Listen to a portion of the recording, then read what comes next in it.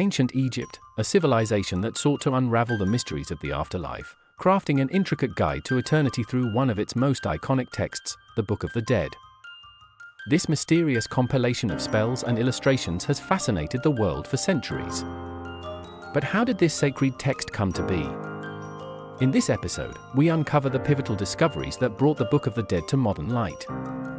From the breathtaking artistry of the Papyrus of Ani to the shadowy dealings of Wallis Budge, and the remarkable villages where these texts were born, each story is a key to understanding the ancient Egyptian view of the afterlife. Prepare to journey across deserts, tombs, and museums, as we explore the legacy of the Book of the Dead through its significant artifacts, enigmatic figures, and groundbreaking research. In 1888, a discovery forever changed our understanding of ancient Egyptian beliefs.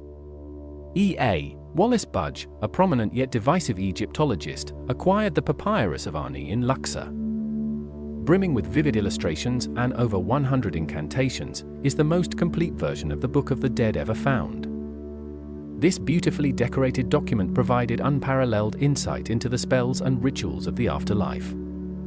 The papyrus' intricate artwork and texts transport us to the afterlife's imagined landscape.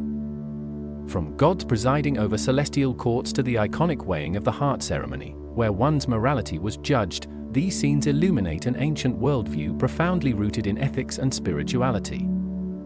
Currently housed in the British Museum, the Papyrus of Ani is celebrated for its artistic detail and historical significance. It was found alongside artifacts like shabti figures, small statues meant to serve the deceased in the afterlife. One can almost imagine these figures awaiting their papyrus companion to continue their eternal journey together.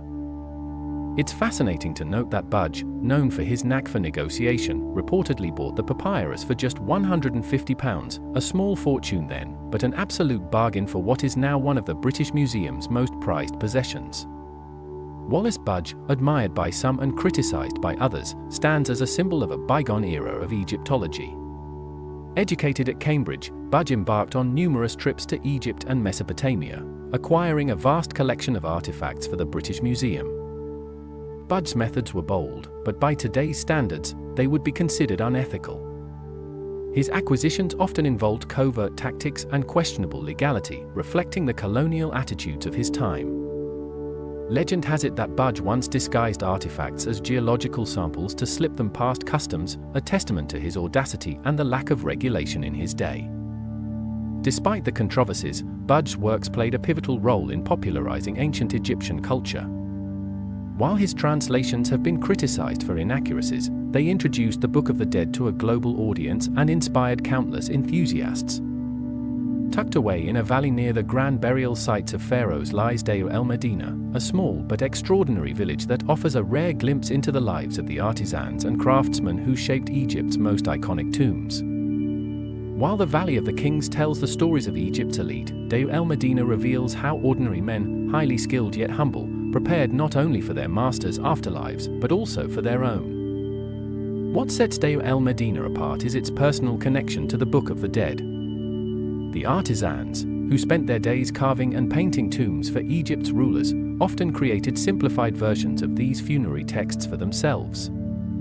These personal adaptations offer us a fascinating perspective on how non-royal individuals viewed the afterlife and sought its promises. Artifacts found here include fragments of papyri inscribed with spells, ostraca, pottery shards repurposed for writing, and even graffiti. In a rare blend of humor and spirituality, some of these scribblings invoke gods, reference spells, or simply reflect the daily musings of the workers. It's as if the walls themselves whispered stories of life and death. One piece of graffiti famously depicts a worker appealing to the gods, likely after a frustrating day on the job. Perhaps ancient Egypt's equivalent of someone posting about a tough workday online. Deir el-Medina reminds us that the Book of the Dead wasn't merely a royal luxury. It was a deeply personal expression of faith, aspiration, and creativity, crafted by the very hands that built the tombs of kings. This village of tomb builders may have been modest, but its legacy is as rich as the treasures it helped preserve. Abydos, one of the most sacred cities of ancient Egypt, served as a spiritual epicenter for millennia. Revered as the burial site of Osiris, the god of the afterlife, Abydos attracted pilgrims seeking to honor the dead and secure their own journey into eternity. It was here that the earliest afterlife texts began to take shape, laying the foundation for the later, more elaborate Book of the Dead. The story of the Book of the Dead begins with its precursors, the pyramid texts and coffin texts. Reserved initially for pharaohs and later adapted for nobility, these texts detailed the spells, prayers, and instructions required to navigate the afterlife. At Abydos, these sacred writings began their transformation, eventually giving rise to the comprehensive chapters of the Book of the Dead. The Temple of Seti at Abydos is a treasure trove of spiritual history. Within its intricately carved walls, scholars have identified inscriptions that serve as precursors to specific chapters of the Book of the Dead. These early writings were not just religious texts, but profound expressions of the human desire to transcend death and achieve immortality. In addition to its afterlife connections, the Temple of Seti also contains the Abydos king list. This historical record lists 76 kings in chronological order, though some pharaohs, like Akhenaten, were conspicuously omitted. Abydos was more than a sacred site, it was a bridge between worlds. For those who visited, it offered the hope of communion with Osiris. For the scribes who worked there, it was a place of literary and spiritual innovation. Abydos may have been rooted in the sands of Egypt, but its legacy stretches into the heavens. In the heart of Middle Egypt lies Tuna el-Gebel, a site that bridges the earthly and the divine. This sprawling necropolis, known for its labyrinthine burial chambers, offers a fascinating glimpse into the spiritual lives of ancient Egyptians. Here, the sacred met the practical, as mummified animals and copies of the Book of the Dead were interred side by side to guide the deceased through the challenges of the afterlife. The presence of animal mummies at Tuna el-Gebel is no coincidence. Many of these animals, particularly baboons and ibises, were sacred to Thoth, the god of knowledge, writing, and wisdom. Thoth was believed to play a key role in the afterlife, recording the outcome of the weighing of the heart ceremony. It's fitting, then, that fragments of the Book of the Dead were discovered here, texts that acted as a spiritual roadmap for navigating the afterlife. This necropolis tells a story not just of human beliefs, but of how animals were intertwined with spiritual practice. The mummification of animals was more than a symbolic act, it was a way to honor the gods and ensure their presence in the afterlife. Whether it was a carefully inscribed papyrus or a solemnly prepared baboon, each artifact from Tuna el-Gebel reflects the profound connection between faith, nature, and the quest for eternity. In one burial chamber, archaeologists found an entire cache of mummified ibises, as if the tomb's owner had prepared a celestial aviary to accompany them into the great beyond. Tuna el-Gebel reveals a unique facet of ancient Egyptian spirituality. It wasn't just about human aspirations for the afterlife, but a cosmic partnership between gods, humans, and animals. In this necropolis, we see how every life, human or otherwise, played a part in the eternal story of Egypt's afterlife beliefs. Before the Book of the Dead became the quintessential guide to the afterlife, the coffin texts bridged the spiritual gap between the exclusive pyramid texts and the more accessible funerary scrolls of later eras.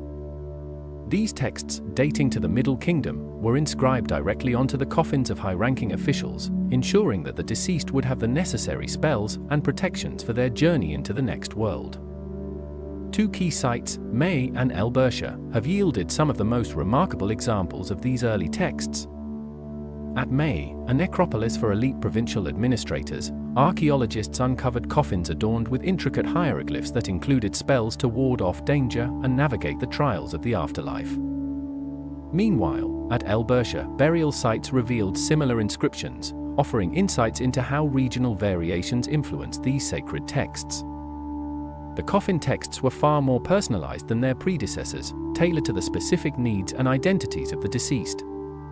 Some included protective spells, such as those to repel snakes, a common theme in Egyptian afterlife mythology.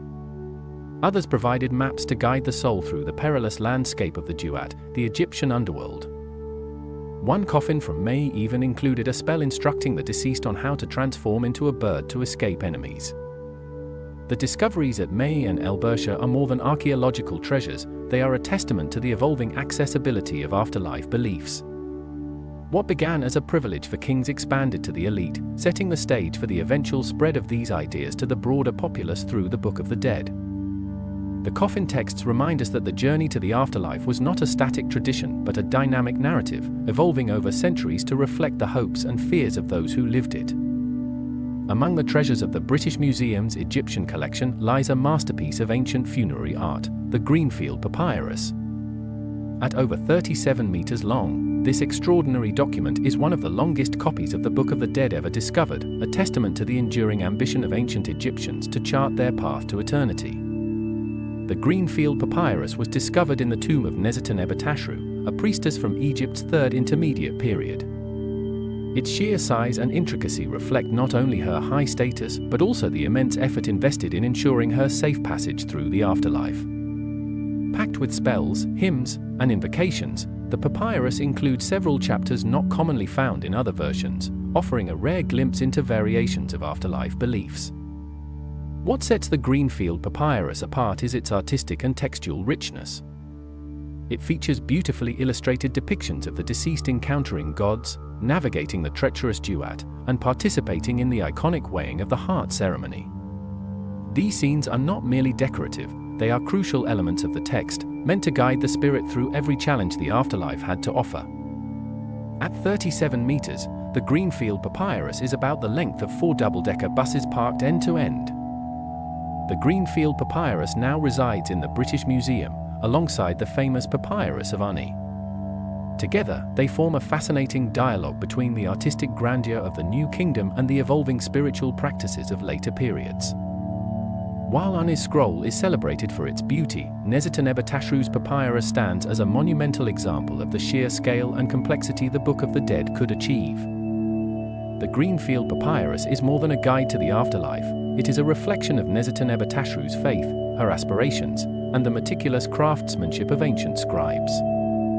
It reminds us that even in death, the ancient Egyptians reached for greatness, crafting their afterlife journeys with as much care as they did their earthly lives.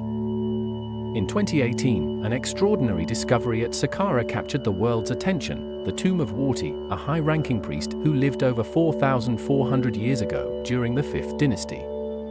Though predating the Book of the Dead by centuries, this remarkably preserved tomb offers tantalizing connections to the funerary practices that would later influence the iconic text. Wahtye's tomb is a masterpiece of ancient artistry. Its walls are adorned with vivid reliefs depicting his family, offerings to the gods, and rituals meant to secure his place in the afterlife.